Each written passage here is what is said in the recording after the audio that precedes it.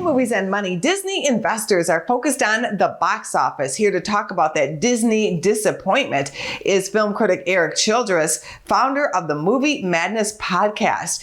Erik, what happened? Yes, there were expectations that Disney was going to continue a 6-year streak, 2020 notwithstanding, at the Thanksgiving box office. But instead, the Hunger Games prequel pulled off a second straight victory with $42 million over the 5-day holiday. Now, despite the new film nowhere in the box office class as the previous entries, it has grossed over $100 million domestically and is on the path to potentially turning a small profit for Lionsgate. But the big news was how Disney's new animated offering, Wish, fell from tracking expectations over $50 million for the holiday to just $31 million. This is shaping up to be another big budget loser from Disney that is joining Indiana Jones, Haunted Mansion, Elemental, The Little Mermaid, and The Marvels, which is going to be one of the biggest theatrical losers of all time.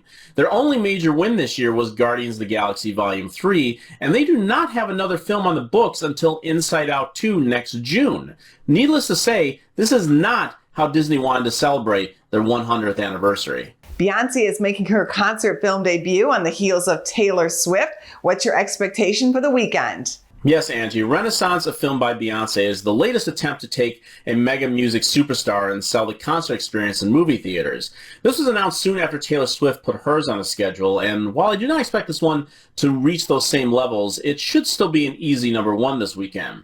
And you may remember that I said it appeared very likely that Taylor Swift The Eras Tour would outgross every film going forward the rest of the year. And with over $178 million in the bank, it is running out of challengers.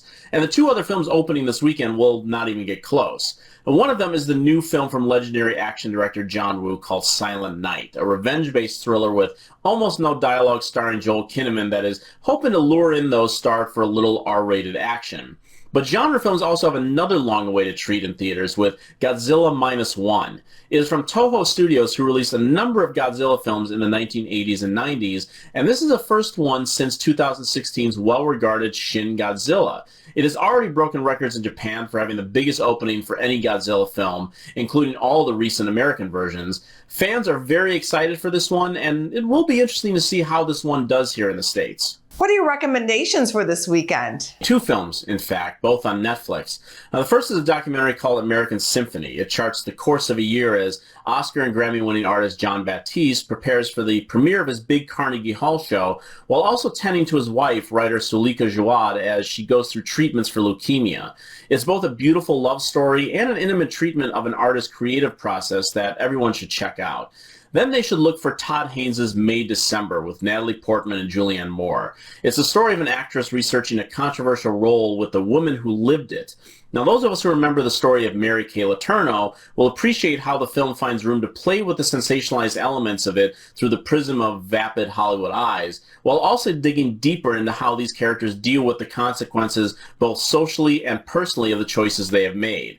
Portman, Moore, and Charles Melton are all getting award attention for their performances. I have not stopped thinking about this film since I saw it weeks ago, and I imagine it will provoke some interesting conversations amongst newcomers as well. Thank you, Erik. Thank you, Angie. Go to businessfirstam.com for where to see our show on TV.